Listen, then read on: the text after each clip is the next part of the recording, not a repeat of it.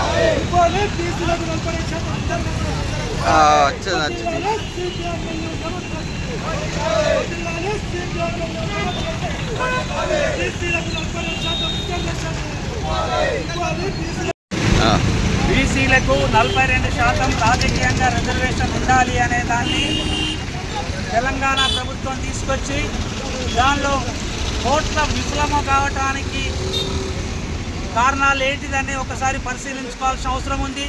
కేంద్రంలో ఉన్న బీజేపీ ఈ రిజర్వేషన్ను నిజంగా ఇక్కడ మేము మద్దతు ఇస్తున్నామని చెప్తూనే దాన్ని అమలు కాకుండా చూస్తుండేది బీజేపీ ప్రభుత్వమే. ఇది అందరూ కూడా బీసీలందరూ కూడా ఈ బీజేపీ ప్రభుత్వ ద్వంద్వ వైఖరికి వ్యతిరేకంగా పోరాటం చేయాలి.